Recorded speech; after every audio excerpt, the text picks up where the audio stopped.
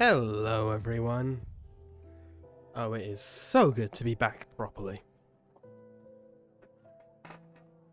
Hello Tundra, thank you for the 15 months. Thank you very much. I hope you have enjoyed it so far, and I hope you will continue to enjoy it for months to come. How am I feeling? I'm feeling good. I'm back. I'm back, baby. How's everyone else feeling? I hope you guys have been able to cope for the week without me, but nah, I'm feeling great, and I'm glad to be back. I've missed everyone, and I missed this.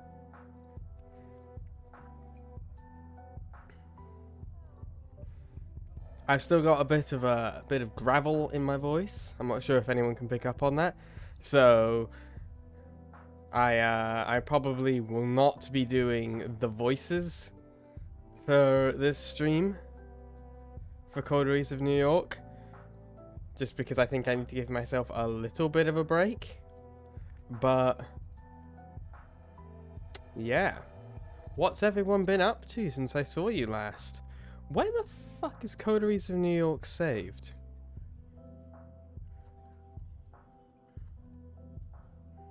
There it is. It's in my uninstalled folder for some reason. Howdy, Prince Chorus.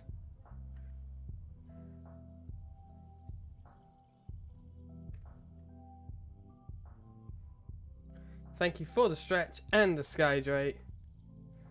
I will be doing that shortly.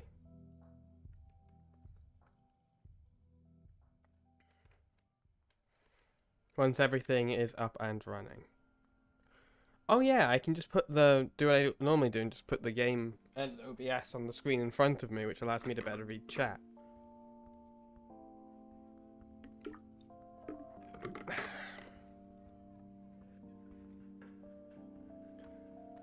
And oh yeah, I had music on this one because I was of course watching not E3 yesterday.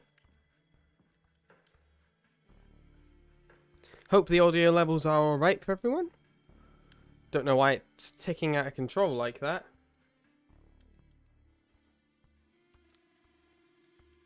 So, we are on night 16 of Vampire the Masquerade, Coteries of New York. I believe we were continuing to build up our coterie, and I believe we had been given a task by our sponsor Sophia, but I can't remember what it was. Torque. We wanted to meet with Torque. That's right, the leader of the Anarch movement here in New York City. Sorry, Adric, you are covering up the text and have to go for this stream. As do you, Kofi. Waking up tonight feels different for two reasons. For one, you were pleasantly surprised that your body mended reasonably well while you were resting. It comes with a caveat, though. The hunger you feel is pronounced. The beast like a black dog on the edge of your vision, following you. What is truly remarkable is waking up to the tune of an old cell phone ringtone. An unknown number is calling the phone you got from Maya. You pick up. Kept that thing charged after all, huh? You alright? Maya. I love your look, girl. If you are not part of the Skye Blacke Discord or don't follow me on social media, I fucking nailed the goth look this weekend for the first time. Like, the fizzy hair, the makeup, it was great. I look kind of like Maya, which is one of the reasons why my hair is tied back today. I feel like shit. Look, that's too bad, but I don't really care. I was just being polite. I'm calling with good news. Torque has agreed to meet you. There's a pub in the Bronx, Solid and Stripes. Be there tonight. Two things. No drinking on the premise, so if you want to grab a snack, do it before setting foot in the borough. And this is exclusively a no powers meeting.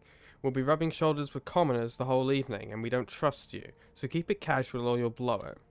Anything you'd like to add? We should expect company. I met Callahan yesterday. He kicked my ass and forbade me from meeting Talk. Said he'd keep an eye out to make sure I comply. Silence on the line. Fuck. More silence. I can't promise you any protection on your way there or back, but at the pub you'll be in Talk's domain. For all his posturing, Callahan doesn't have the balls to strike Talk directly. We'll post additional lookouts on watch. That's the best I can do. If Callaghan got under your skin, I get it. I was in that spot once or twice too. All I've got to say is, the risk is worth it. If you don't show tonight, I won't blame you, but it's a one-time offer only. You gotta hedge your bets. Just don't do anything stupid. You meet with us tonight, it better be in good faith. And she ends the call. First things first, you take the subway to New York Street Station, walk to Front Street, retrieve your car, and weigh your options while driving back to your haven. Go to the meeting directly, drive around before you go to the meeting, tell Sophie you can't meet with Talk, trust your intuition. Well, we got a feed.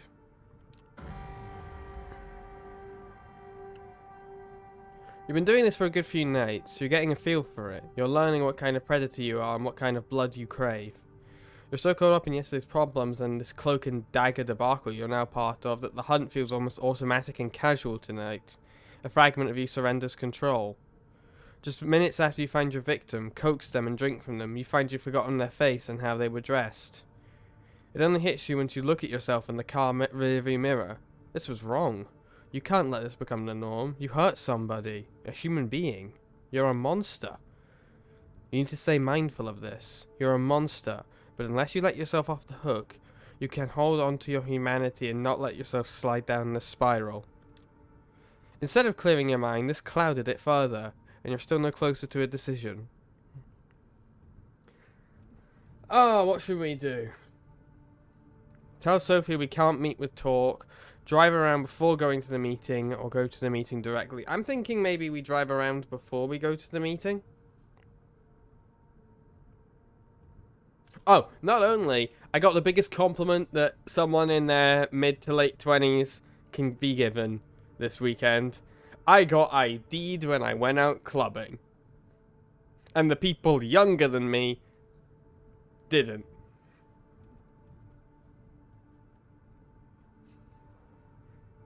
My makeup covered face and my goth makeup apparently made me look under the age of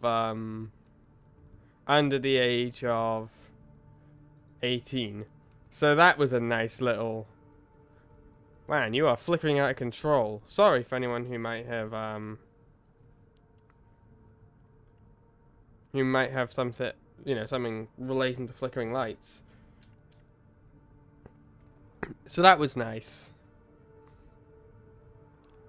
You do intend to visit Talk tonight, but you decide to drive around a bit first. Something tells you there might be somebody tailing you. It's unsensible to try and lose them.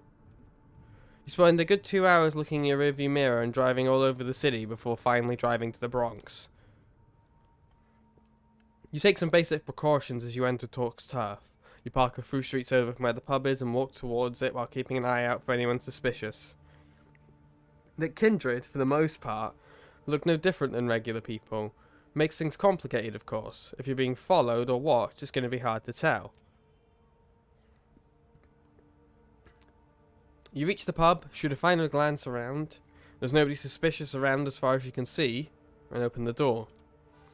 The smell of cigarettes is overwhelming. The whole place has an aura about it, a constant fog hanging right under the ceiling. The lethargic fans do nothing to disperse it. The constant crack of billiard balls and clinkings of glasses tell you all you need to know about the clientele. Not a very vampiric place at all. You're wondering if you got the address right. You apparently did. Maya's here. She motions you over to one of the few tables around. Took your sweet time getting here. What, got cold feet? Never mind. Anyone following you? Not that I know of. Fair enough.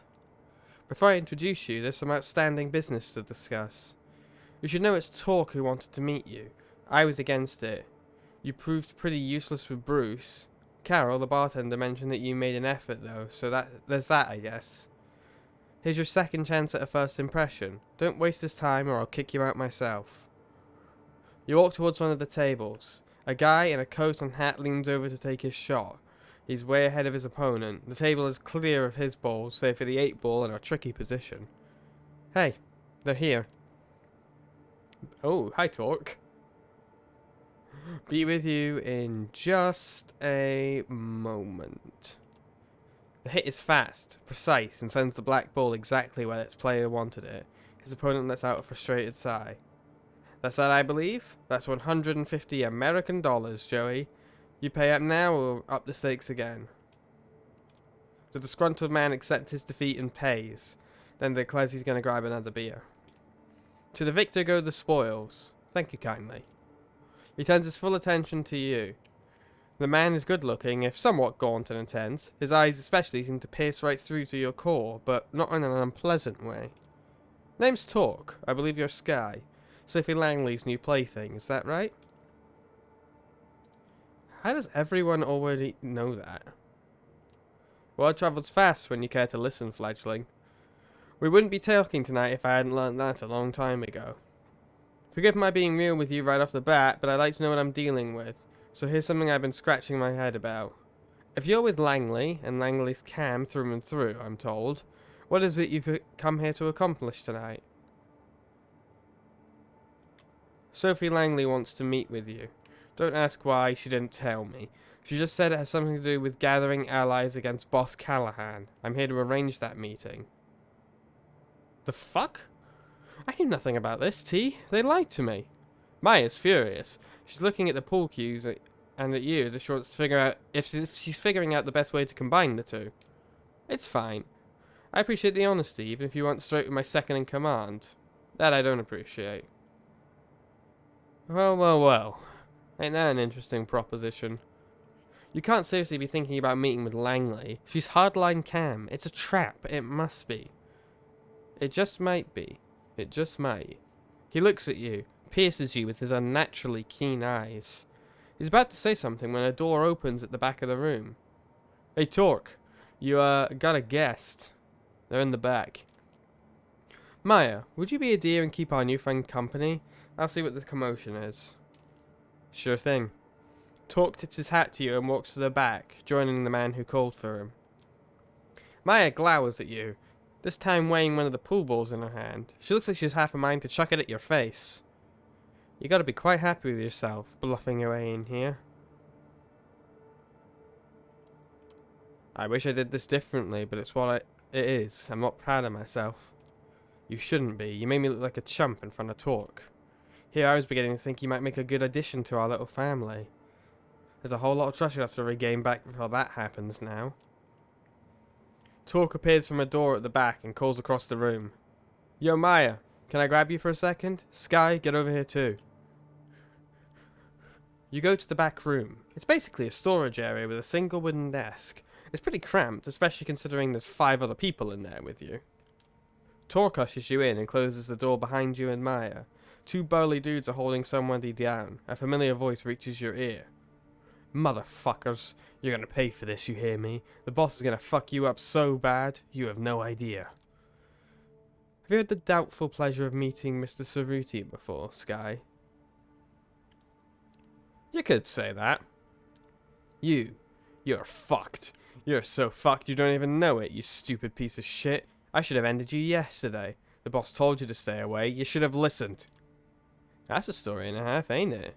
Vince, calm down now and tell me how many of you guys are still out there on my turf. Go fuck yourself. You're done. The boss will know this stupid piece of shit fledgling came here. He knows I was Langley. You know what that means, Torque. No, I don't. What does it mean, Vince? Now the boss can wipe you out. He'll just say you're sucking Langley's tits and all those buddies of yours. Gone. You're done, Torque. Well now, if that's the case, I guess ridding New York City of your toady ass won't make things any worse, will it? Actually, there's an idea. Vince mentioned that he beat you up yesterday. Did I hear that right, Skye? You want to repay the favour? Gladly. Go right ahead. hurt Vince a lot. You hit Vince once, twice. He's chuckling in the beginning, but you focus your blood for some extra oomph and keep hitting him again, more, until he stops laughing. He's bruised, battered, and broken. The two Anak dudes let go of him and you kick him some more while he's on the floor. You only stop when you hear Torque's voice. Enough's enough, Skye. Why does Torque look like Snoop Dogg? I mean, fair enough. I just realised I need to re-enable chat. So you're going to get some flickering again.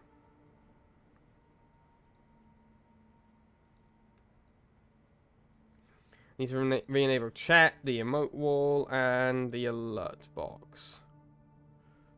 Which also means I can re-trigger this.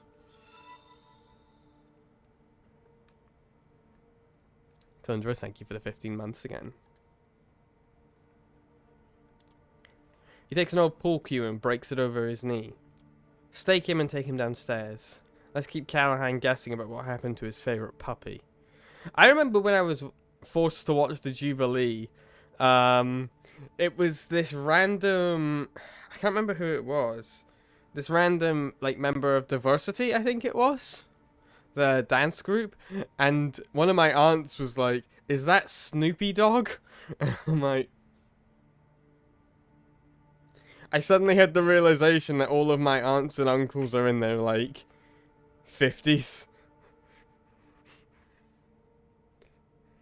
Is that Snoopy Dogg? Mia takes the sharp piece of wood and jams it into Vince's chest. His features grow slack, his entire body inert. He doesn't even give out a yelp. The other two Anarchs take him out of the room.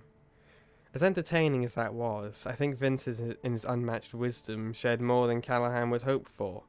This changes things.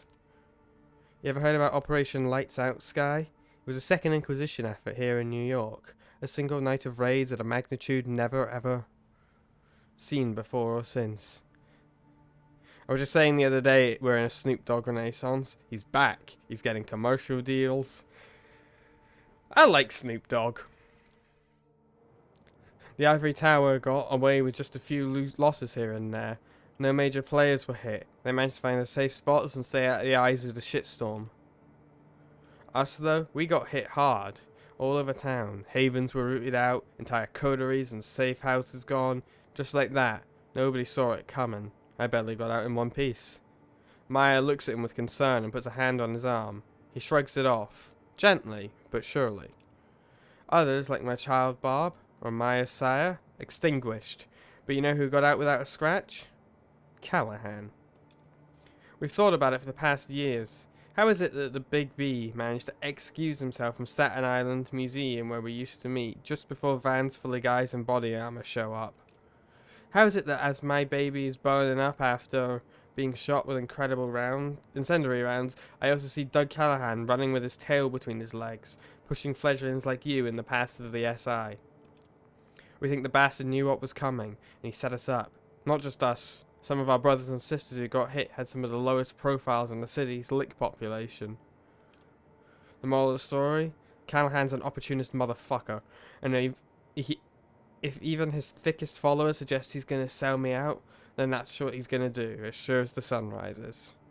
He pauses for a moment, and you see him reach a decision. You said something about Langley having an offer for me. It might be your fault in part that I'm at this juncture, but now's going to be as good a time as any to hear what she has to say. I don't think that's wise, T. Well, what would you have me do then? You said yourself, it's all this fledgling's fault. They brought this on us, so let's use them as a bargaining chip. Callahan wants them, Langley needs them. They're valuable. Me? I'm just a pawn. That's why Sophie sent me. Plausible deniability. I'm expendable. The realization that you just summarized the entirety of the last 2 weeks or so hits you hard. But if there was a moment to be honest with yourself, it's now. Fuck! The man puts a hand on Maya's shoulder, and she calms a bit. We're afraid, Skye, but then what else is new? It's a paradox being who we are. The hunter one night, the hunted another. Masters of the night, slaves to the dawn. A duality to everything. Maya, I understand your concern, but I need you to trust me like you did before. This is my call and my responsibility. You can give me shit about it later, like I'm sure you will. Count on it. He smiles and takes a no bullshit look and points at you. 3 conditions. First, you come pick me up, personally, and bring me to the meeting spot. Anything goes sideways, it's your ass. Second, Maya's coming with me. No 2 ways about it. It's probably Mia's, actually, is her name. 8 eyeballs in the meeting. The 2 of you, the 2 of us. Nobody else. And third, the meeting is in public. Downtown. Some spot frequented by mortals. We see you take us anywhere fishy. We check out and fuck you up as a message to Langley. I count on it not coming to that, though. You seem likeable enough. The camp hasn't got its talons in you yet. Keep it up and maybe you'll come to the same conclusion we did in your own time. I'll make sure to repeat your conditions to Sophie. You do that. Best be on your way. Ask for me when you need me. The bartender knows how to get in touch. Just ask him to put the owner on the line. Mia walks you to the door and accompanies you to the car. Listen, about what I said before. Yeah? What about it? I panicked. That's all that was. It's unfair what I said. If anything, it's my fault. I'm angry at myself, and that makes me angry with you. Forget it. See ya. She starts walking back to the bar as you start your engine and head back to Sophie's apartment. Didn't see that coming. Didn't see her being like I thought she was going to be very much like this is your problem. But I suppose in terms of Vampire the Masquerade games, we've already had an anarch like that. What was her name? Damsel in Vampire the Masquerade Bloodlines. She was already the kind of fuck you, everything's your fault sort of person, so having Mia be a bit different is a good change. Also, chat, because I know some of you in the chat have already read it. I have been listening to the audiobook on and off for Hunger Pangs. And I keep... I listen to it a lot while I'm at home doing work, but quite often I'll have to rewind because I'll be typing away at something and realize I haven't listened to anything that's been said in the past, half an hour. So progress is sometimes quite slow, but I also listen to it when I go out to the gym or just when I'm out. And I was listening to, I think, chapter 16 of the Flirting with Fangs edition, which is the first real chapter that, gets a bit more spicy in it. And I completely forgot that that's the kind of thing I was listening to. So I was sitting on a train surrounded by a bunch of people. Harry fucking Styles was playing. So people were going down to Glasgow, and I was just I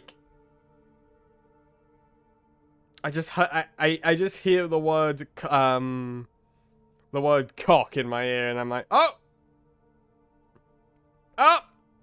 But then it happened again, because the second time, this was actually when Harry Styles was playing in Glasgow the other day. There was a lot of people on the train, because it was the Jubilee, this was last weekend. Yeah, so I went out for the first time on Saturday to go and get some food and stuff, and I'm standing in the line at Tesco's, listening to the first time Vlad and Nate, the main characters, hook up. And I was as red as this border. Thankfully I was wearing a face mask, but I was just sitting there like,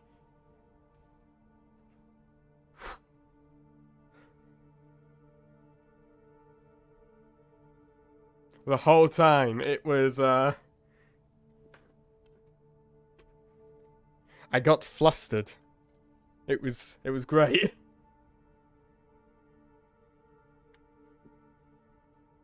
I was so thankful I was wearing a face mask. I was just standing in line with my fucking Ben and Jerry's ice cream, like listening to Vampire Werewolf establishing the rules of BDSM, and I'm like, okay.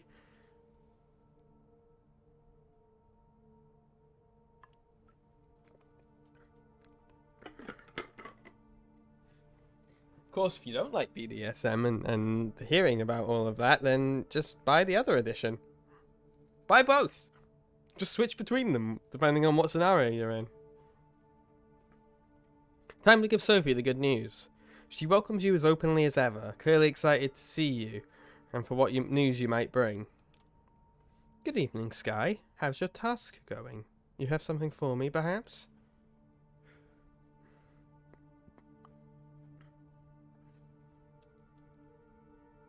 It's done, but there'll be trouble. I did what you asked. The meeting's set up. I suggest we take advantage of it quickly, though. There's going to be trouble. Trouble? What trouble? Callahan forbade me from meeting with Talk. Boss Callahan's goon grabbed me yesterday and forced me to meet with him. He was very clear I cannot be seen or talking to Talk, or he'll have me killed. I went and did it anyway. I appreciate your dedication. I really do. I'm sorry if you got hurt. Thank you for following through. Well, let's hear it. What did Talk agree to? You relay the Anarch leader's conditions. You are to pick him and Mia up. The meeting should only include the four of you, and it should be held in a public space. Those are all fair enough. Although I do worry about that Mia character. Tell me, do you think she's trustworthy? See, I would have said no until I got that apology, so... I met some Anarchs over the past few nights, and she was one of the most agreeable ones. She's fine, I guess. I see. Very well. As for the place, I wonder if they would agree to meeting in Hudson Yards, the vessel. Plenty of tourists visit that place, but if we go there after midnight... She seems to have made up her mind. Yes, bring them there tomorrow night. Look for me near the top level. Tomorrow? Already? I don't think they're expecting me back so soon. Yes, tomorrow, for reasons that should be made obvious when we talk. Pick them up at midnight, then drive back to Midtown. That's the plan. I'll be waiting as long as it takes. Within reason. I'm counting on you, Skye. The final puzzle piece is about to find its way to its destination. After that, we will all get our just rewards. You, me, the Camarilla, even the Anarchs. I could kiss you. Yes, you'd like that. You desire it. She must have caught it in your expression. She smiles. A figure of speech, darling. Or at least it is tonight. But a few nights from now, who knows? I am growing fond of you, and success whets my appetite for these kind of things. The sexual tension in the room becomes unbearable, until it suddenly disappears. Was this another one of Sophie's tricks, or an actual sparkle of arousal in both your undead bodies? You certainly feel the blood flow through you for a short moment. The warmth in your groin takes you by surprise. You didn't think you could do that anymore. Or did you just imagine it? Use the rest of this night well, Skye, and rest. We are but a day's sleep away from shaking the city awake. Alright, we're going to need allies. Which means hope. Hope's poorly scribbled message reaches you in your haven. With an unmarked envelope, you find the barely legible address you're supposed to reach and the hour you're expected to arrive there. This is it then, the night of the final showdown. You check the clock. There's way more than enough time to comfortably reach your destination, but you decide to take a drive earlier, just in case. The ride is uneventful, but becomes more and more tense as it goes on. The gravity of the situation starts getting to you. You're about to set out on an operation against a key New York City figure, well connected with both human and vampiric elite. What if her security overwhelms you? How will the council react to your raid? You can only trust that Hope has thought it all through. She doesn't seem like the type who'd attempt a suicide mission. Which isn't something you typically say about a person who regularly inflicts violence on herself in front of the camera. When you arrive at your destination, you find yourself in front of a building with a double spiral logo on it. This must be Montgomery's headquarters then. You look around the street and notice an obnoxious lavender Mazda car parked nearby. Even though you've never seen it before, you might have an idea of who it belongs to. You park your own car at a distance from the double spiral building and approach the Mazda. A familiar figure is behind the wheel, holding a smartphone in her hand. You knock on the window. She opens a window without turning her eyes from the device. At Romance Apocalypse. Wow, you're early. What are you writing? My last will and testament. She lets a dead silence linger in the air for 10 seconds. Then she stops typing, diverts her eyes from the screen, and gives you a melancholic stare. And winks. Psych. Please say psych. God damn it. Come on, what was that phase? I suffer from too much FOMO to let myself die. I've got accounts to run, notifications to check. Plus, no way in hell I'll allow Montgomery the satisfaction of a draw. We're going in there to secure a flawless victory. No time to wait? Let's go. I just subconsciously said flawless victory like Overwatch. She gets out of the car and motions you to walk with her. At Romance Apocalypse. Anywho, glad you managed to make sense of my ugly scribbles. I totally forgot how exhausting it is to write stuff by hand. Still not as exhausting as having to deliver messages personally to someone's door. Next time you meet Langley, ask her to get you a flip phone or something, okay? You reach the front door of the building. We're about to burn this shithole down to the ground. Burn it down with Kara still in it? Death to Double Spiral. No, she's out at the moment, trying to sell services that she won't be able to offer. You see, our job is easy. We need to get in, destroy the server containing all the Double Spiral research, and walk out. No spectacle, no dramatic showdowns. Now I know exactly what you're going to say. At Skye. But wait, Hope, if this data is so priceless, shouldn't she have external backups? Is Kara a complete dunce? At Death to Double Spiral. The answer? Excellent question, my neonate friend. The answer is yes. She's a dunce. But aside from her numerous negative qualities, she also has positive ones. She's totally paranoid. She used to be a naive dumbass who wouldn't even cover her laptop camera. But she lost trust in external companies after a little cyber espionage incidents. She's obsessed with not uploading her precious data anywhere online.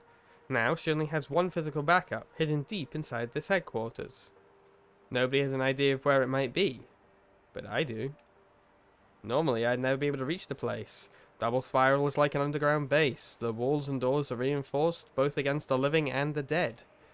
But the answer to this problem is simple. We only need Kara to lend us her voice so that we can override all the security measures and get to the heart of the facility. What do you say, Kara? Will you help out a girl for old time's sake? Hope quickly writes something down on her phone. A few seconds later, a nearly perfect imitation of Kara Montgomery's voice escapes her speaker. You know it. Let's bust this bitch open. Wow. The sound quality is incredible, and the voice only sounds the tiniest bit off. Whatever she paid for that tech, it was worth it. Oh, and if you're afraid of consequences from the Camarilla, don't be. I'm assuming full responsibility and my ass is covered. I've got some favours to collect and to offer. Besides, Kara's a goddamn snake and everyone knows it. No important player will miss her influence. They were only tolerating her in case she hit it big with tech. It's all about cash and abundance. Life's a bitch and then you die.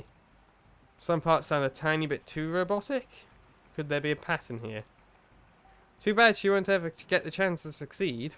So without further ado, shall we? Hope starts marching towards the revolving door. You close your eyes, make an effort to sharpen your senses, and follow the Malkavian into the lobby of the Double Spiral building. There's a sole security guard at the entrance. He raises his voice to ask about your business, but is stopped short by Hope's commanding voice. Manipulative snake. No need, we're expected. The man looks lost and disorientated for a moment. Then, the gears in his head slowly begin to turn, and he nods his head silently, opening a gate leading to the elevators. Hope heads into one of them, and you follow. She presses a button, and the car starts heading to the lowest floor. Eventually, the door opens. At dungeonmastersguide.pdf. Welcome to Kara Montgomery's Deadly Dungeons, Skye. What appears before your eyes are dimly lit corridors of an IT office, empty and silent. The air is stiff and dusty, and there's a sharp, rotten stench in the air that you're unable to identify. The menacing atmosphere makes it hard to recognize at first, but this looks like an active workplace. It really is a dungeon. although a corporate one where people are cheated of life. You feel a pang of anger. This is the real face of class warfare. These are the conditions people in power would offer us if they didn't feel the need to keep up appearances. Riot control, girl. Let's just get to the first door and test my little Kara out. You follow her until you reach the end of the corridor. There, you encounter an expensive-looking reinforced door with voice controls on the side. Hope pushes a button, and a robotic voice comes out of the speaker. Semiotics. Riot control, girl. Seriously, come on. Hope types the word into her phone and lets the virtual Kara repeat the password. Semiotics. A sound rings out, reminiscent of cues that TV quiz shows used to let the contestants know they gave the wrong answer. Verification error. Please try again. You give Hope a nervous look. She bites her lip and presses the button again. Hyperreal. Tap, tap, tap, tap, tap. Hyperreal. Access granted. The door slowly opens. You notice your companion is wearing a sour expression. Looks like the tech isn't quite perfect. At least the passwords seem randomized, so we can try and brute force our way in. Unless the system locks us out after a few failed attempts. She shakes her head and turns to you, her lips attempting to approximate a sincere smile. Captain ACAB. Well, we can only hope that the data you've collected is enough. Into the beast's maw we go. She marches into the room, and you walk in right after her. The door locks behind you with a loud thud. It's a wide-open office. It would be as murky as the corridor if it wasn't for rows of monitors illuminating the space. A shadowy figure stares at every screen in the room. Kara's voice plays from Hope's speaker. Behold, this is where the magic happens. A family of driven folks hungry for success, always taking the bull by the horns, building a high-performance culture, together. None of the figures raise their heads. They're too busy programming, organizing spreadsheets, and typing in endless strings of text. What's wrong with these guys? Get up, startup. Don't worry, they're likely just a bunch of ghouls and whatnot. Hard-working, conditioned, tireless, low maintenance, kinda dumb. Perfect workers. Probably won't leave the seat unless we make them, but let's not. We've got more important things to do, like destroying a few years' worth of their work. The figures don't stop pondering away on their keyboard. In fact, they don't react at all. Alright, so do we go straight to the server room, or do you want to check one of the side rooms first? Your call. I'd prefer to wrap things up as fast as possible, but hey, little Kara here is with us thanks to the data you've gathered. You betcha. If you think you can use her voice for something useful, feel free to do it. You look around and think of how to respond. Let's try this door. You approach a door with a huge sign saying staff only. Next to it, you spot a familiar voice control. Hope nods at you and pushes the button. Vaudeville. Hope taps the screen on her phone a few times and puts the speaker next to the door's microphone. Vaudeville. Verification error. Access denied. You push the button again. Vaudeville. Looks like this one doesn't have a randomizer built in. Won't do us any good, just keep trying. The capital wins once again. Let's move on, comrade. For a second, you wonder if there's anything you could have done to succeed here. Then you shrug your shoulders and follow Hope out of the room. Another depressing corridor, reeking of who knows what. You expect Hope to walk to the very end, but this time she stops halfway and starts mumbling under her breath. Joy Sparker. Wait, what if it's this door, or don't tell me she's moved things around. Looks like she's been here before. Not a surprise in itself, but she gave off an impression of a person who used to know the entire layout of the building very, very well. After a brief reflection, Hope approaches a door a few feet away and pushes the button next to it. Apocalypse. Wow, that's cheery. Apocalypse. Access granted. You walk inside. At first glance, this office looks very similar to the last one you entered. Rows of screens and rows of listless silhouettes in front of them. However, Hope quickly spots the difference. At CAS 28348539302122. Target confirmed. Moving to data room. There's a room with endless machines at the back of the open space. Hope walks in, takes out some hardware from her bag that she's been carrying, and begins the process of removing the data. She should have invested in SSD, sis. Time to bust out my portable Digorsa. She turns to you. This will take a good minute. I've got a few other tricks up my sleeve. If you find something that interests you, let me know. Should you wait near her or take a look around? I'll take a look around. I might find something interesting. At Tradcath thought. Have fun, dear God in heaven, I know I will. You start walking around. For a while, you notice nothing but errors that start popping up on screens here and there. The ghouls try to fight against them, but quickly realize it's futile and surrender. Eventually, you find a door with a voice control. You call out to Hope. She pauses her work for a second and approaches you. Opening hours. This door, huh? Alright, let's give it a shot. You press the button. Canoe and kayak. You watch over Hope's shoulders as she types the password with incredible speed into a homemade-looking app. Then Kara's voice sounds out. Canoe and haya.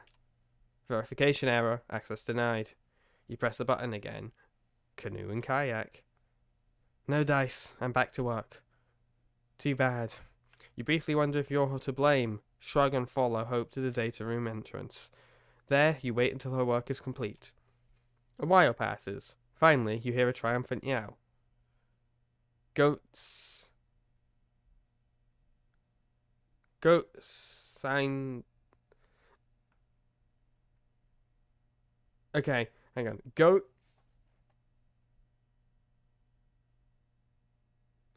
Goats in the shell.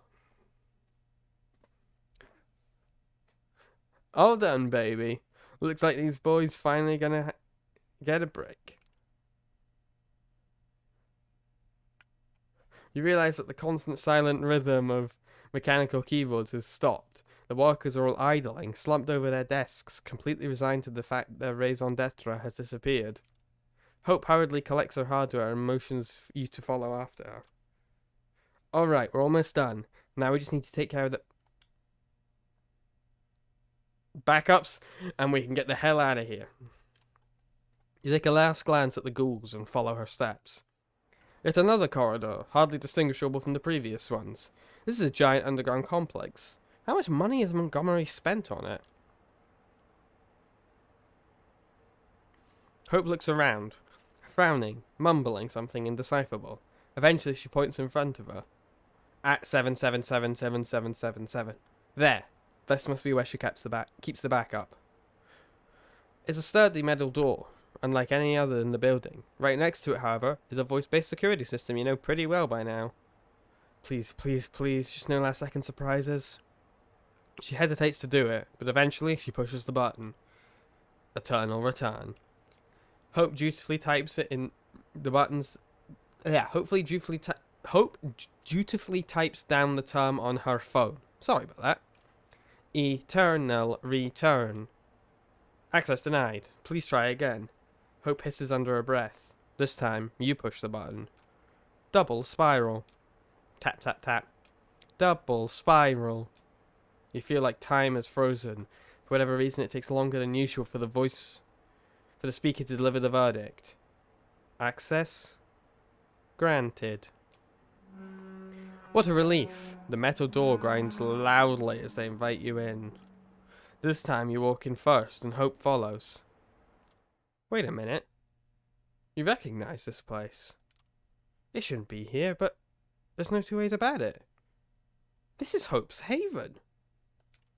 Same bed, same decorations, same ambience. It's all a lot more dusty, but... Backups are in the back. I'll just go get them. She seems a little sheepish as she approaches the double spiral devices and unpacks her own hardware to take care of them. You take in your surroundings. Ah, so it's like that, huh? I understand everything now. Hope sighs. Doesn't take a genius to figure it out now. She looks at you as if she was to add something, then bites her tongue and gets back to destroying her rival's life. She makes it obvious she doesn't want to re-examine her past. You rest against the bed, quietly, watching Hope's technological wizardry and wondering about her past relationship with Kara for who knows how long. Every second you spend here, you become more impatient to get out. Eventually, the device surrounding the double spiral backup starts disappearing into the bag that was taken out of. Looks like the process is nearing completion. You decide to approach the door before it does. However, before you even make the move, a door begins to make a grinding noise. You freeze up, watching them. Behind them stands the very person you're afraid would appear. There's that punk t-shirt you'd hope you'd avoid seeing tonight. Jesus fucking Christ almighty. Hope raises her head and their eyes meet. Both of their faces momentarily turn to stone. Oh. You could pick out any emotion from their stares, and you'd probably be right. An unbearable tension fills the room as nobody wants to make the first move. Eventually, it's Hope who decides to break the stalemate by loudly pressing the enter button on her laptop and immediately dropping it into her bag. You doubt it's anything more than provocation, the Malkavian letting her opponent know she's won, but it works. The noise makes Montgomery snap out of it. You psycho! You fucking demented, vindictive psycho! The air turns thick with murderous intent. Hi. Hope pretends she hasn't noticed Kara's bloodthirst becomes palpable. You were supposed to be on the other side of the city right now, at the meeting. I'm notified about every failed voice activation attempt. I got back here expecting to find some idiot still trying to make their way through the front. She looks around. But I never expected. Just how?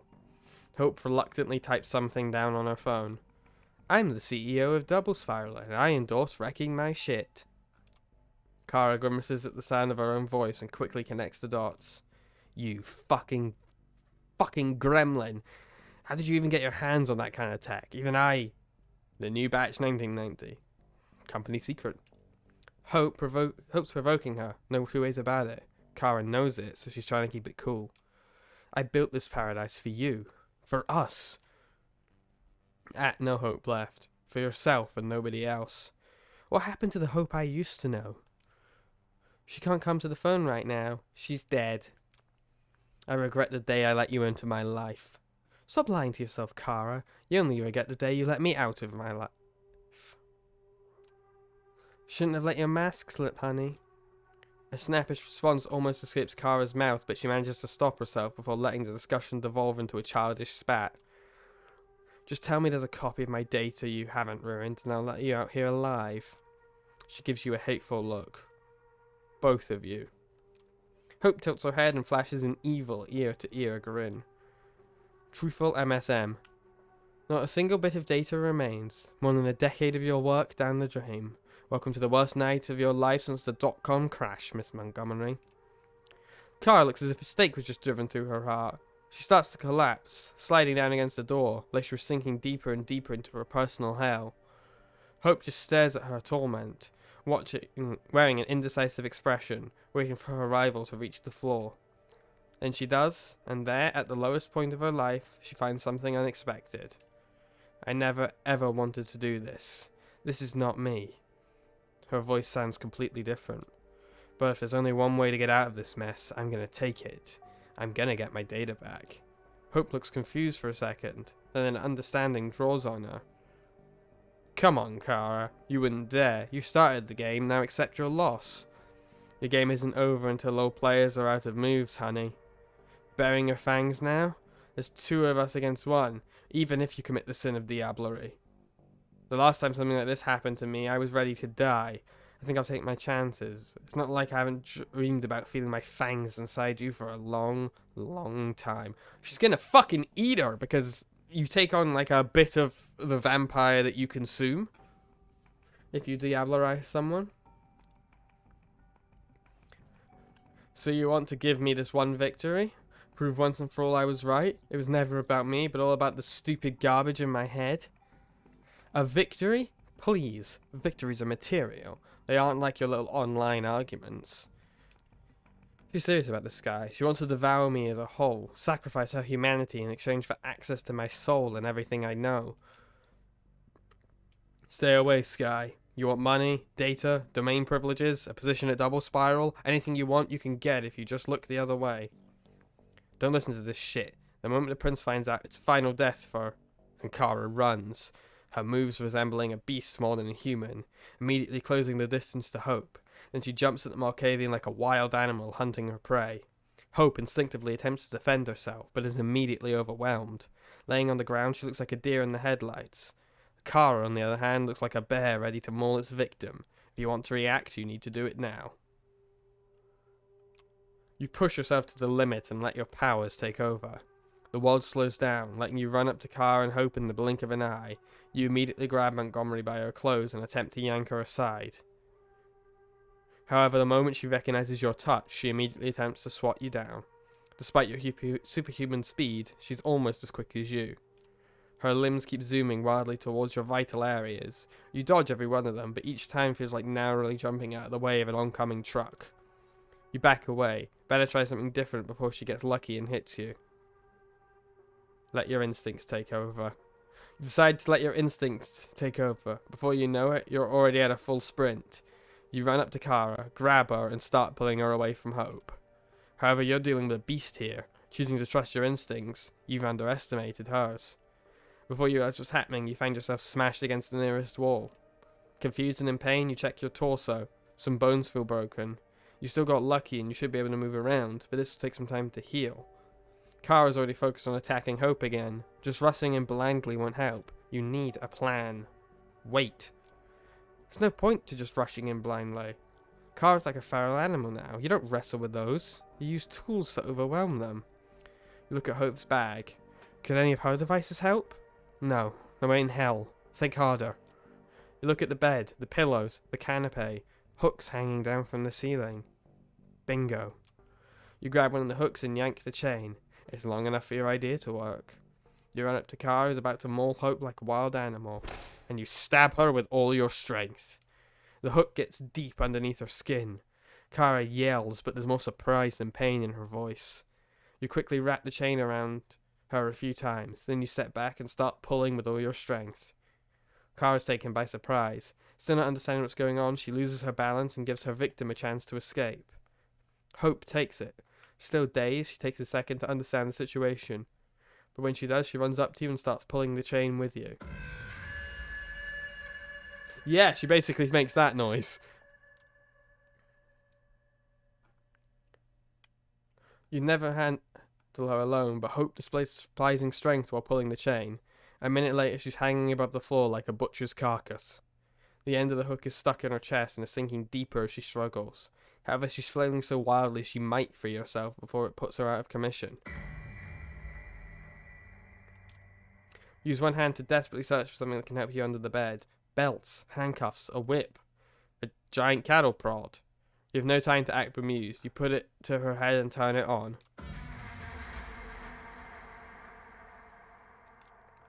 The device must be modified. The power current is so powerful it causes scarring almost immediately. She's getting weaker and weaker. It takes Kara a while to accept defeat, but eventually she does. Her body seemingly lifeless, her head hanging down. She looks like a grotesque portrait of defeat. The hook must have reached her heart. It takes Hope a long time to collect herself. Eventually she manages to speak up. Guess we've gotten to this point, huh? Just like Kara before, Hope starts to talk in a completely different way than she usually does. You have a bad feeling about this. You want to add my data to yours? You know I can grant your wish. Except not the way you've imagined it. Hope starts mumbling and circling around Kara. For the first time since you've met her, she acts like she doesn't have her phone in her hand. This violent aura. The Malkavian looks deep into your eyes, and she knows you know what she's tempted to do. You silently beg for her not to do it. It doesn't feel right. She makes her decision. She smiles beatifically and it feels purposely fake. Be my witness. I haven't harmed her. You left her here with me and you have no idea what happens next. Her voice is still changed from what you're used to. She's not having fun. She's driven by malice. I've disabled security, so you're free to leave now. Call me whenever you need me. I'm a part of your coterie now, so I'll repay my debts or whatever. You give her a suspicious glare. It doesn't faze her, though. I've still got some unfinished business here. She turns to Kara's listless body. A puppet is dangling sadly by a single thread. It would be smart of you to leave. Her tone makes it clear she's not willing to discuss anything. Your relationship is strictly professional. You sigh, shrug your shoulders, and head out the way you came. Fuck. The light of New York welcomes you above ground. See you soon, Hope. Hope you don't get into trouble.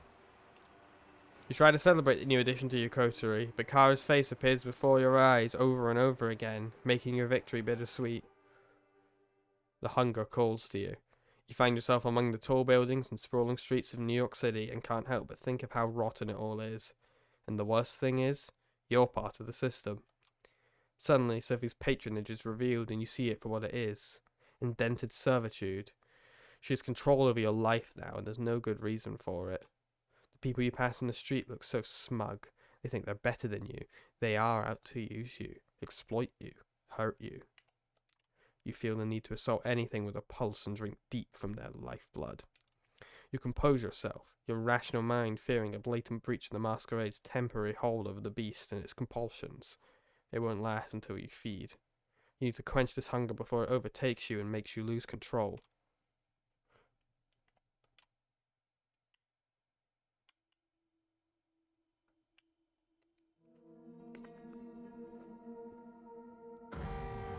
You wake up. This is not your haven. It's a cramped space. You try to move your arms and find they're tied to your body. You can barely bend your legs. When you try to stretch your neck, you hit a cold ceiling.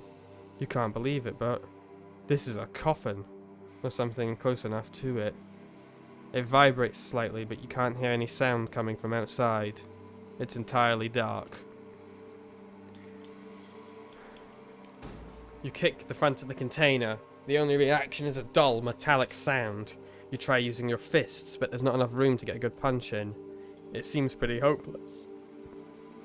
Some more tries. Nothing. This is bad. Suddenly, the container's moved slightly. A moment of silence, an indistinct male voice shouting, a muffled shout. Silence again. The lid comes off. What the? We found you. You were trying to cross the border, right? Walked right into that Imperial ambush, same as us and that asshole over there. Come on, get up. We gotta get going. Seeing their faces is surprising, even more so in these circumstances. However, you realise the immediate danger and follow your companions out of the car and down a street in North Bronx. The van had crashed into another car, a familiar face. That of Kaiser's ghoul Jackie stumbles out the wrecked sedan and slinks away into the darkness before you can call after him. The three of you jog away towards the line of the trees and take shelter under some branches just as you hear choppers approaching. Its searchlight illuminates the wrecked van and moves towards you.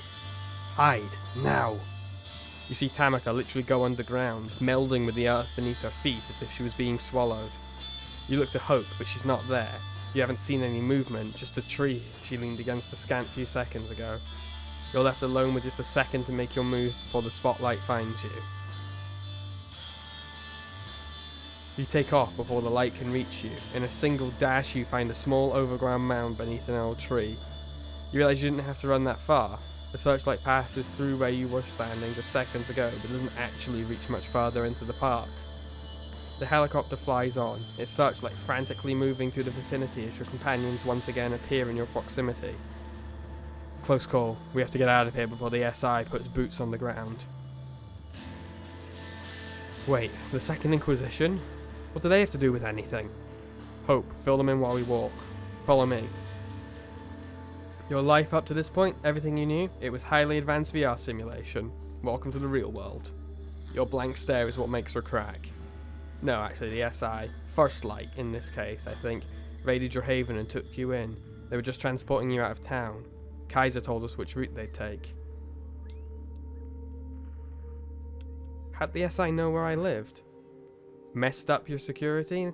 Next time, keep your antivirus software up to date, avoid questionable websites, and only download software from trustworthy sources.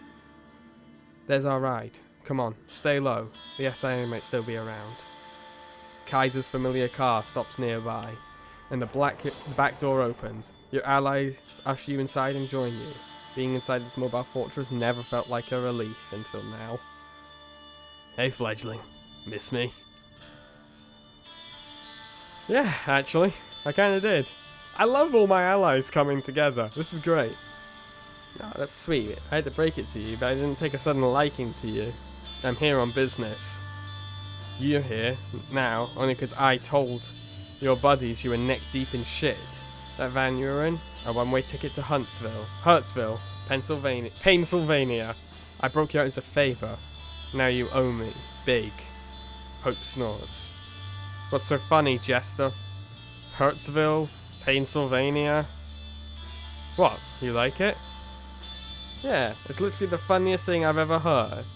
Is there a Usenet where you work these bits with other ancient demons? Can I get in? Everyone's a critic.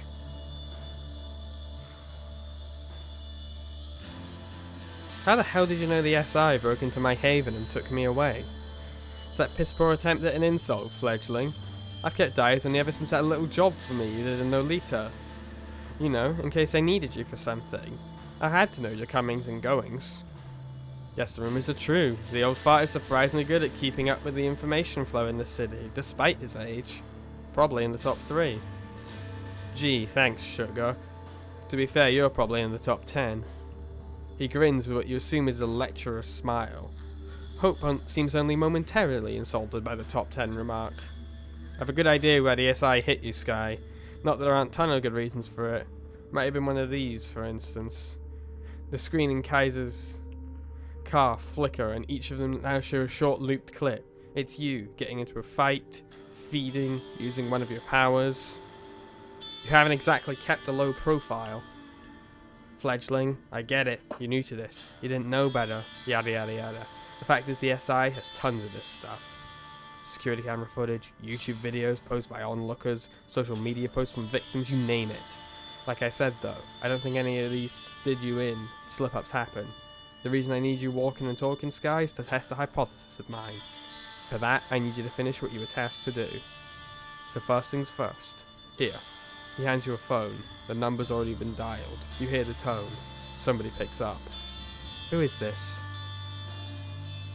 It's me, Sophie. Skye? Are you okay? They're fine and dandy. Kaiser, what are you doing on this line? What do you think? It's my phone your protege's using, so keep it snappy. Operating a secure network ain't cheap. Come on, Skye, spit it out. Samika and Hope saved me from the Second Inquisition. I only got out because of them. Your companions look at one another knowingly. SI? That's what I feared. Listen, the plan. We need to do it tonight. But if the Inquisition is involved and you broke out, they'll be looking for you, so we can't meet in public. I have a place in mind, but... Kaiser, are you still listening? Would I tell you if I wasn't?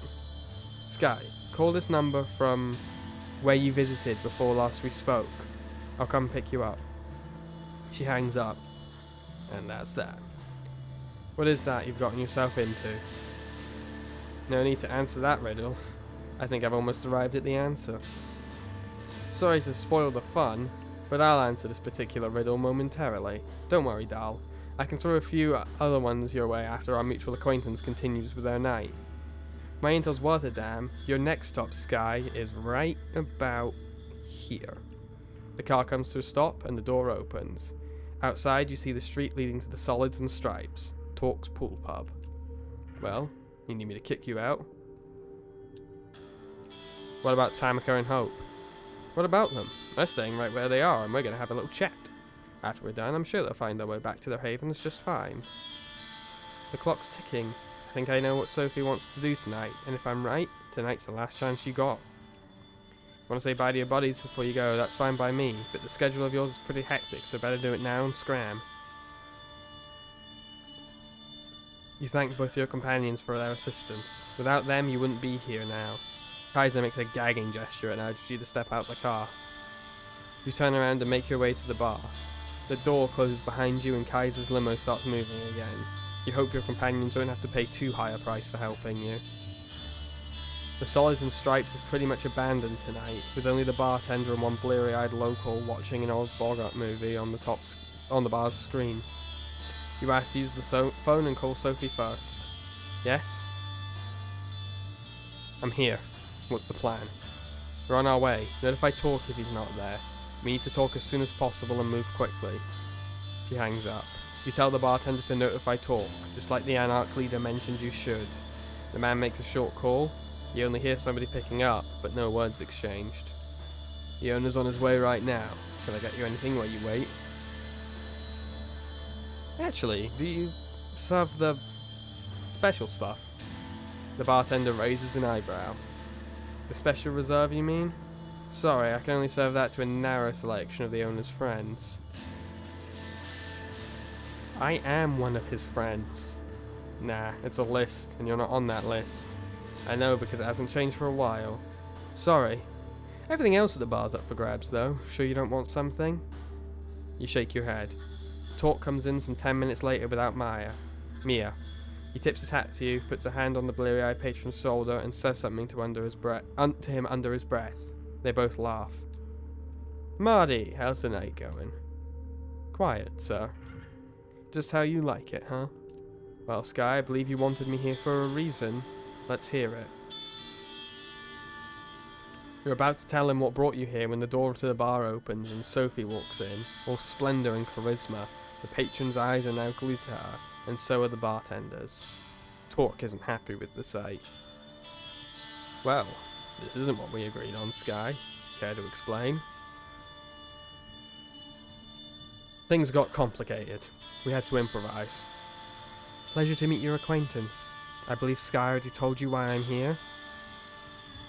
Not in any detail, and the circumstances of our meeting were supposed to be different. So, Miss Langley, tell me why I shouldn't ask you to leave and kick your protege out while I'm at it. You'll like what I have to say. Yeah, heard that line 100 times, but 99 of those ended with someone getting hurt, and that's not something I'm in the mood for tonight. We're wasting time. This is a unique opportunity we should take advantage of, and we only have an hour or so to discuss it before it will be time to act. My driver is waiting outside. Wait a goddamn minute. First of all, I'm not going anywhere without Mia. That was the deal. Second, it's Skye who's supposed to do the driving, not your servant. Both serve me, so really it's of little difference. The circumstances changed and we had to adapt. Don't be stubborn. Foolishness does not suit you. Have a secure spot in mind and we can talk. I'll stop you right there. Torque is seething, but he's keeping a lid on his anger. His voice barely changes. My conditions were clear. The way I hear it, you want to break each one of them. I see no reason to agree to any of this. I believe I will be staying put tonight. You have places to be, yes? Torque, you're throwing away the only chance you have here at challenging Callahan. Don't be a fool. The lid comes off. Call me a fool one more time, woman, and that's not the only thing I'm going to be throwing.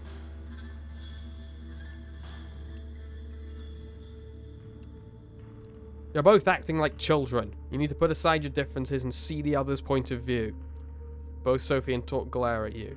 No powers, just their personas are enough to make you feel like you'd prefer to be anywhere else but here. Who the fuck do you think you are? There's only one child here, Skye. You're the patron, Langley. What does that tell us? What are you implying, you insolent... Shots break the front window and a flashbang goes off in the room, changing the bar into a space of white light and ringing noise. You feel someone tugging at your back and are thrown behind the bar. More shots ring out, bottles break, the TV shatters into pieces, the wooden bar splinters. Your sight comes back, but you think you've gone deaf. Because suddenly the room is silent. You see Torque beside you, and Marty the bartender bleeding out on the floor. You look over the bar. Sophie's standing there, her dress partially tattered, a visible hole on her leg. She's like the heart of a supernova, entrancing, unavoidable, beautiful and terrifying. In front of her are 8 operatives looking like a private military force, just standing there, paralysed by Sophie's magnificence. Torque, you still there? Yeah. Would you kindly show your guests some hospitality? Sure thing. The Anarch is gone in the blink of an eye and he reappears next to one of the soldiers. The armour-clad operative head disappears in a poof of blood and good bone. The same thing happens to the second, the third. You hear the radios go off on the other soldiers' shoulders, a panicked voice pleading for them to wake up. The fourth head pops, the fifth. They finally realise what's happening, but it's too late. The sixth man is beheaded, but what you now see is just Torque's bare-fisted punch.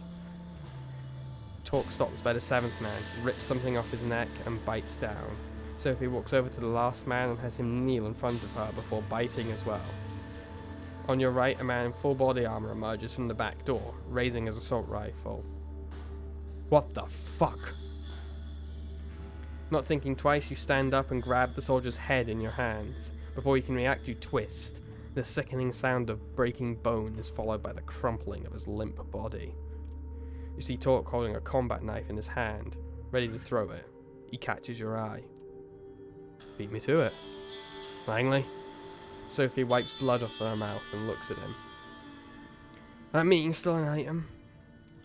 Yes. I'll take it. Splendid. Torque walks behind the bar and checks on the bartender. You see the Anarch open his own wrists and feed blood to the wounded man. Drink up, Marty. It'll make you feel better. Get the hell out of here and wait for Mia. She's coming and she'll know what to do. Torque. Yeah, coming. Take the back door. Skye, come on. You slink back into an alley behind the bar, leaving 10 bodies and one grievously wounded ghoul behind. Nobody stops you from circling around the block and finding your way to Sophie's car. Gregory drives away casually, as if this was just another late-night drive, and not the crowning of a desperate, complicated evening. Whew! So the Second Inquisition is on to us.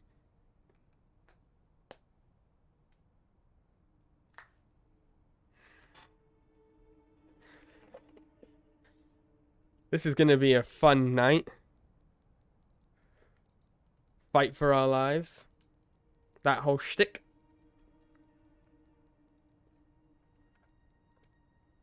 Sophie brings you all to a luxurious apartment in Manhattan's Upper West Side. The way she explains it, the vampire who owned it left the city a few years ago and gave away a spare key to a few trusted compatriots. It's been used sporadically since. Fancy. You like it? I always felt it was too modern for my tastes, but what's important is that it's secure. As long as nobody followed your car here, or the fledgling, trouble follows this one wherever they go. Even if that's the case, we have very little time to conduct our business here anyway, and we'll be leaving soon, I hope. So let's begin. You look at Sophie, excited. Finally, you'll see what this has been leading towards for more than a week, and what is it that Kaiser wanted you to participate in. I have it on good authority that Boss Callahan is bloodbound to Prince Panhard. Fuck! Boss Callahan is bloodbound to Prince Panhard. Shit.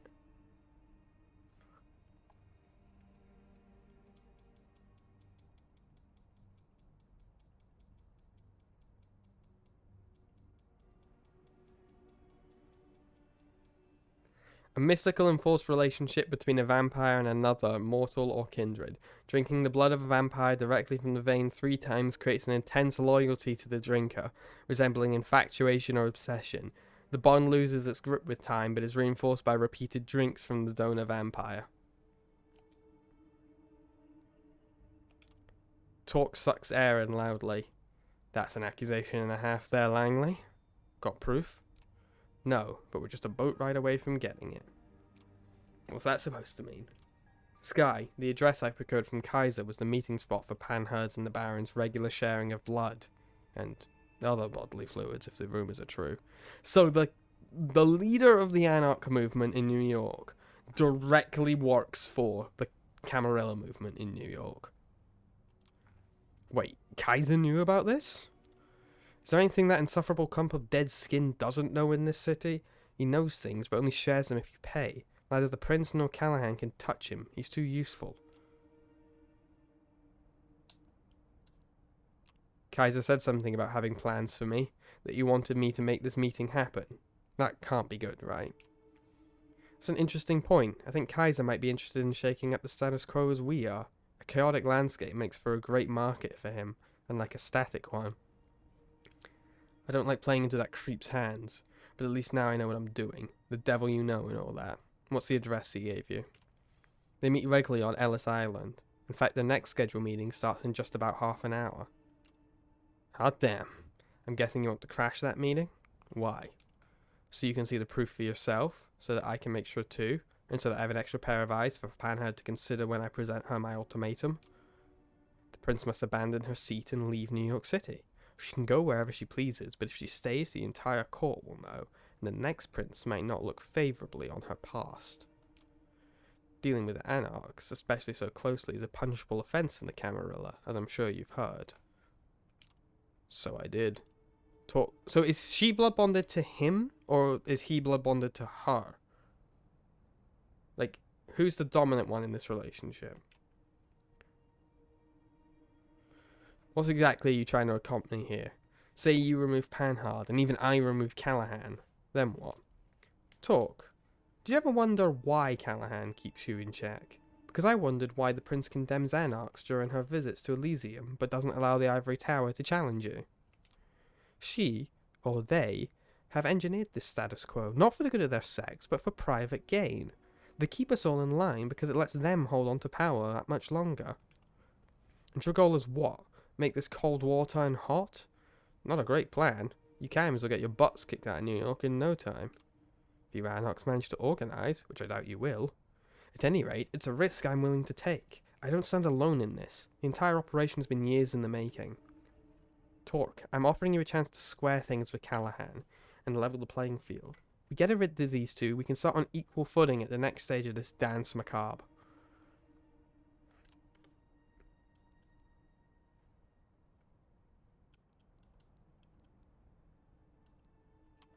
How do I factor into this plan? Yes, we'll be taking you with us to Ellis Island, both as another set of eyes to witness the Prince and Baron in the act, and as a bit of added security. I don't think Helene or Callahan would dare to lay a finger on me, but they will not find me unprepared. You know, after all these years spent in Callahan's shadow and taking part in all the kindred dick measuring contests, I should expect a ruse, some ploy to kill me in an out-of-the-way place. That's our inherent paranoia talking. My gut tells me it's time to get this show started. I do hope you have a boat nearby, Langley. Sophie smiles mischievously. Of course I do. It's waiting for us by the pier. Lead the way. Moonlight's burning. The three of you leave the apartment and walk towards the pier. Nobody seems to be following you. You get on a small patrol boat and double time it through the Hudson's cold dark waters. Of all the places in New York where the Prince and the Baron can meet, and it's Ellis Island, a landmark with a dark past, a museum on one hand and a dilapidated piece of history on the other. You leave the boat and make your way to the southern part of the island, paying no heed to the renovated tourist attractions on the northern side. You expected some resistance, a night guard, a helicopter, or the NYPD patrol boats. Nothing. The island seems completely deserted. It's clear that Sophie's on edge. She's moving as quietly and subtly as ever, but you can see that she's eager to reach the particular house her intel has pointed out. Torque is following suit, grimly determined, flashing his piercing gaze all over, still clearly uncertain that this isn't some kind of con. Finally you see it, light coming from a window in one of the buildings at the edge of the island. The three of you slowly creep closer to the building and take a look inside the window. There it is. Callahan kneeling in front of the prince, sucking on Panhard's wrist, both fully clothed. A small blessing. Torque makes his move, and before Sophie can stop him, he busts through the building's door. It all happens very quickly. Torque grabs Callahan by the shoulders and throws him through the still open door. Callahan hits the ground hard. Torque appears on top of him and starts punching. You fucker! You piece of shit! Stop! The prince's voice takes hold for just enough to make Torque relent, which the Baron uses to his fullest. He shoves Torque off himself and tries to bite down. Prince, call off your lapdog. Langley, what is the meaning of this? The two anarchs break apart, both wounded, but neither's quite done yet. They look at one another with pure hatred. Kill the bitch, Helene, but leave the fledgling to me. Right after I deal with this shit stain, I'm gonna... A shrill, unpleasant laugh fills the air. You know who it belongs to. Thomas Arturo. So entertaining. Truly, it feels almost a shame to break up this spectacle. But alas. Thomas? Who the fuck is this joker? Ah, yes. I don't think we've met, though I do hear a lot about you, Mr. Torque. My name's Thomas Arturo, and I... Callahan uses this moment of uncertainty to strike. He's still too slow to talk, who throws the boss onto the lawn where the two exchange blows once again. Ahem. Helene, if you'd been so kind to get your friend to not hurt our guest too much. Callahan, don't kill him. This time Callahan comes out on top and grabs Torque in an iron hold. Your companion struggles but can't quite break away. I will not be denied, Helene. Not this time. You will do as I command. And she will do as I command her, Douglas, old boy. What? Like I was saying before I was so rudely interrupted, I feel like I need to break up this little spectacle. It's been going on for far too long.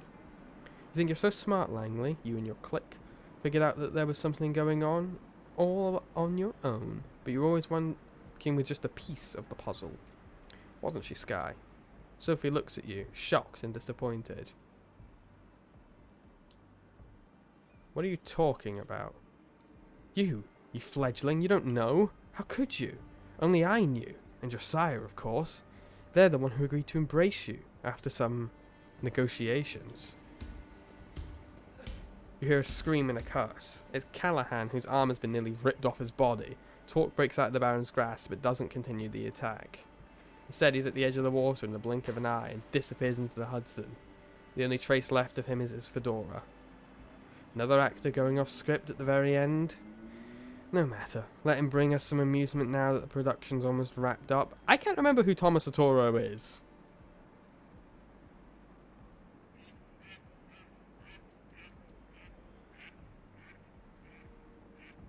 He'll reach his allies. He'll tell everyone of this. Helene. Even if he naively assumes his nights aren't numbered now that he's in the SI's sights, the show must go on one way or another. It won't hurt to encourage leaks and speculation. Who the fuck is Thomas Arturo? Because this is being played like it's some big plot twist, but I'm like, who is this guy?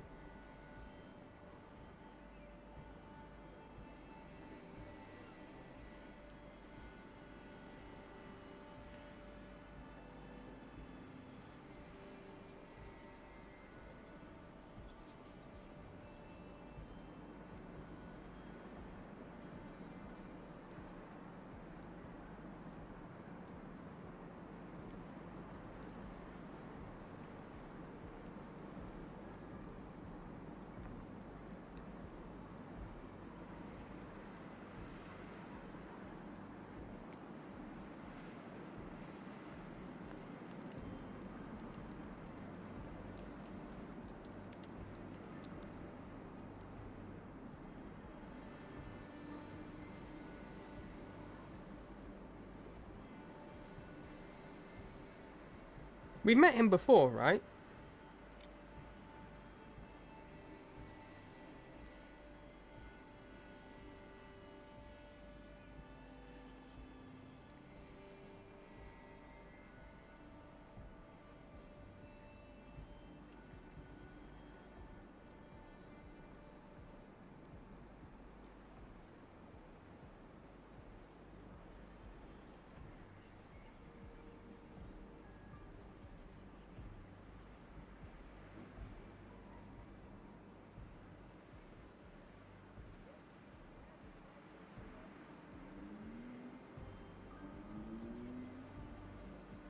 Wasn't he just one of the guys at the party?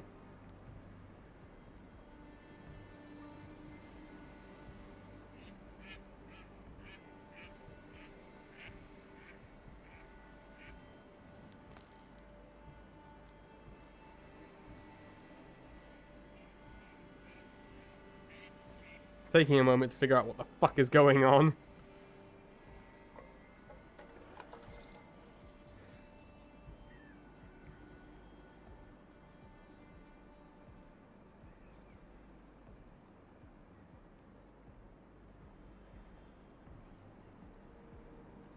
Yeah, I think he was one of the vampires at the party.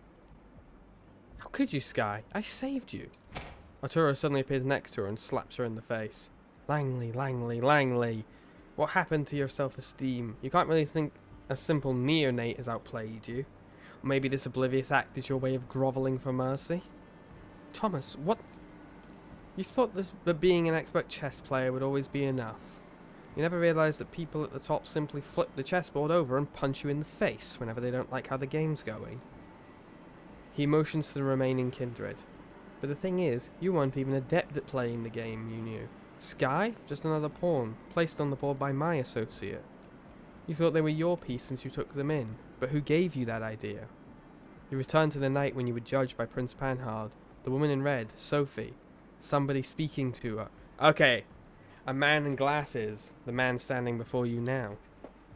This is cruel. We know what's going to happen. If only somebody would speak up for the poor child. They could be a useful tool for the Camarilla. Terror creeps onto Sophie's face. Of course, those are not the words you heard, were they? No, you were already grasping for some opportunity to further your scheme. I put the bait out, and you took it in. Hook, line, and sinker. So he's the one who convinced Sophie to look after us. After that, it was only a matter of time before you started using Skye as your errand boy. No one is quite as easy to track and monitor as a naive fledgling who's just learning the ropes. What is it you want, Thomas? What do I want? Oh boy, the answer's so simple but so hard to put into words. Unstable stability? Cutting-edge tales of thrills and intrigue that push it to the limit, and then return you to the tried and tested status quo? Gentle, infallible. A system full of distractingly moving parts which simulate conflict so convincingly that its user never feels a need to direct their energy towards upsetting the system. Can you tell this is a story about political upheaval? Achieving the eternal through the disposable. Building a city that, like the ship of Theseus, is constantly changing its parts, yet always maintaining the same purpose, serving the same goal at all times. A large-scale infrastructure that has something like an exhaust system for the spirit, something that disperses the toxicity around instead of concerting it into a single place. Concentrating. None of what you're saying makes the slightest bit of sense. Arturo is momently stopped in his tracks. He stares into the sky for a few seconds before a sad grin appears on his face. Spoken like someone who's never really had what it takes to make it in the big leagues. With a theatrical snap of his fingers, he gives a last sentence a sense of finality. Something changed in the air. You could swear you saw a shadow move behind Sophie. Goodbye, Sophie. The person that appears behind Sophie. You can't believe it. It's Adelaide Davis, holding garden shears in your hand. You take off and rush towards Sophie. You only take a few steps before a figure blinks right next to you and pushes you away. Arturo. You hear the shears snip. Sophie's red hair conceals her face as her head falls, separated from her shoulders. Silence. Arturo's unpleasant laughter erupts right next to you. Oh, Skye, your career's moving at a breakneck pace, moving up and up and up. Let me congratulate you on your promotion. You killed her. Did I? Adelaide, jealous as ever, has taken a stab at the heart of the matter. My hands, my tongue, and my consciousness are clean. Elaine, feel free to leave us and take the Baron with you. Thomas, I don't think you should... Shush! You're just being jealous. Adelaide, escort the prince and dear old Douglas, please. Hello, Adelaide. She was our stalker, right? You're left alone next to Sophie's body.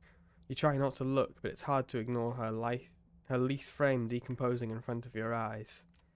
Congratulations, you've won this little game. You set out on a suicide mission, successfully brought down the power-hungry wannabe tyrant. Even if it probably wasn't the way you imagined it. Now you're free to enjoy paradise again.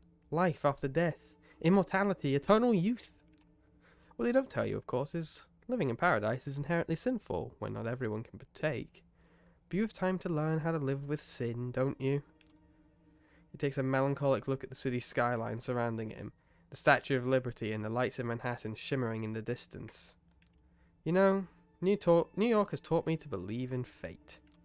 My own life began right here, and it began with utter despair. My first instinct was to drown myself in books and keep reading and reading until literature gave me the piece of wisdom I needed to go on. Personally, I find reading a silly hobby in retrospect. I always had this minuscule hope that the next sentence I'd read could finally bring me salvation, but it never did. It only gave me fuel for this elevated, righteous, intellectual suffering. But the more I read, the easier it was for me to boil every paragraph down to a power relationship.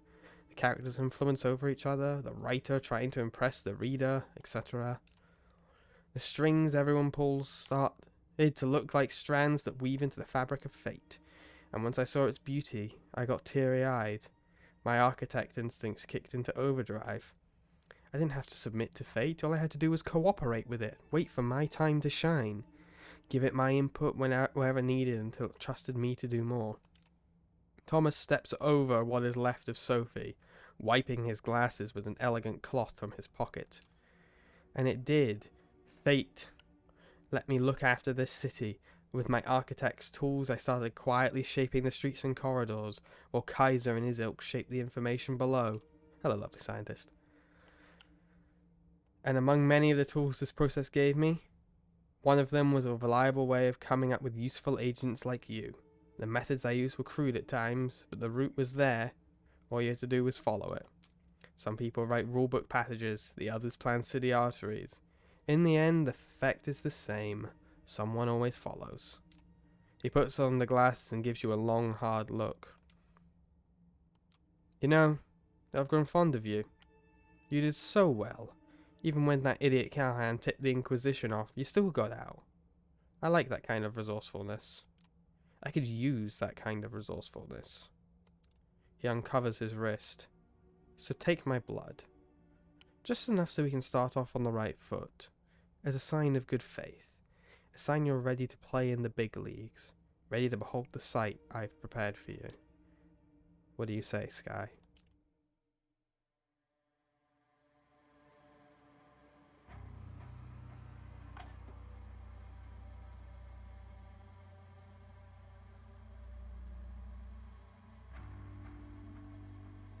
Game over.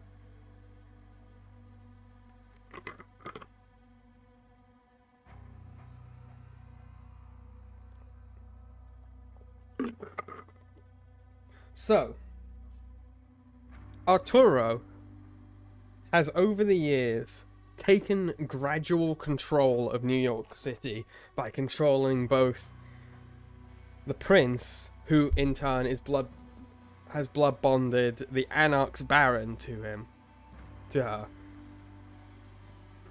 And they orchestrated you getting bit and Sophie taking you in and you building a coterie, all because they wanted to get rid of Sophie,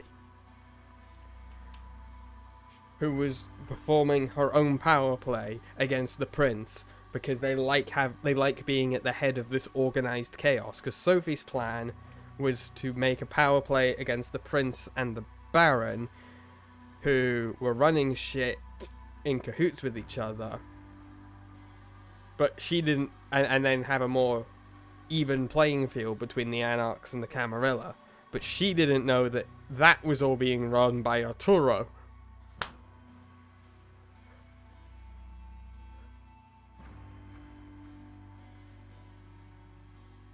And now we're left with the option of basically die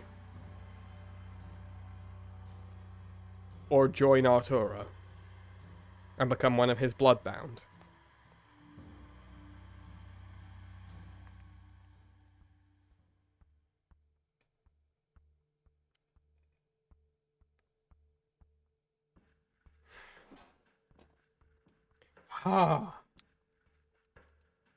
So that, ladies and gentlemen, and all who lie out with or between, is Coteries of New York.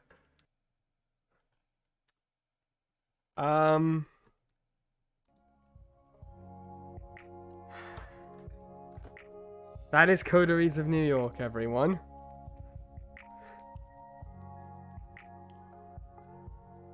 Fuck.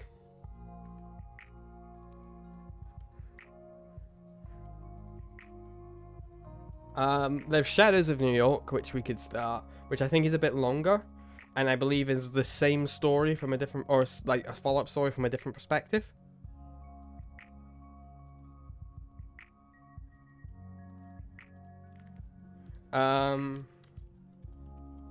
Of course, if you need caught up with what the fuck just happened, you can check out the Black Archive, where parts 1, 2, and 3 of Vampire the Masquerade Coteries of New York are currently uploaded. Okay, so Shadows of New York is a continuation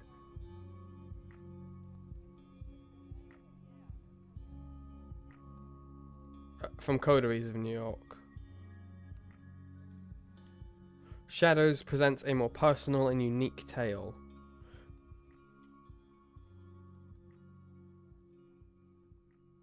Okay, that'll be interesting to watch.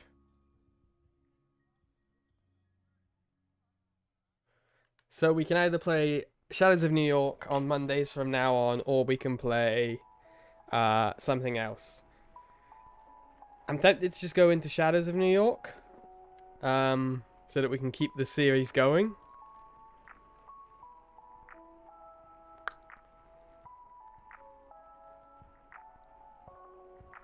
There's nothing more I can really do now. But if anyone was ever curious as to why I liked Vampire the Masquerade, that is why. Because it's not just a vampire game, it's a political thriller disguised as a vampire game.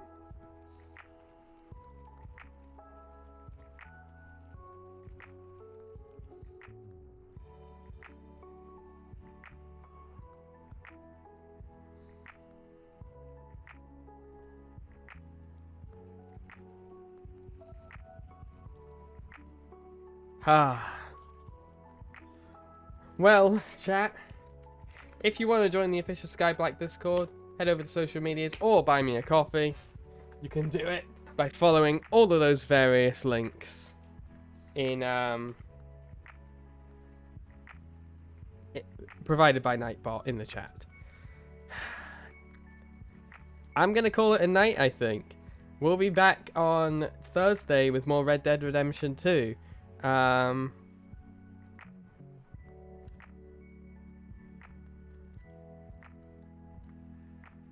We're also coming to the end of that. So we're gonna have to pick out some new games pretty soon.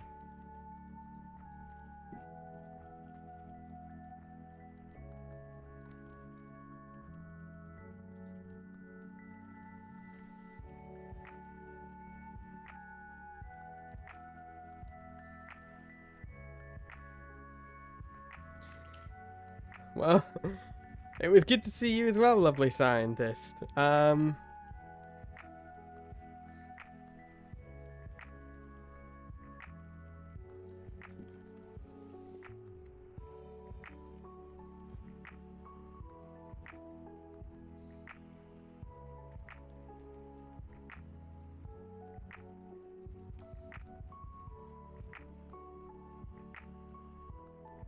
I'm just updating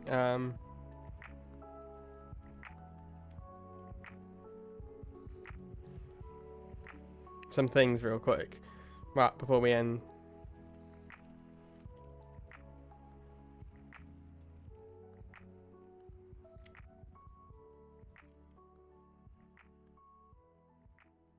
There we go. I changed the Ko-fi message. Okay. Well, if you guys have enjoyed all of this, be sure to give us a follow. Tundra, I wanted to thank you again for the 15 months. Thank you everyone who came by and was lurking in the chat. It is a pleasure to see you as always. If you enjoyed this and you want to see more Vampire the Masquerade, give us a follow. And enjoy. Basically. Enjoy yourself and have a fantastic night. Bye everyone. I hope you have a great day. See you on Thursday.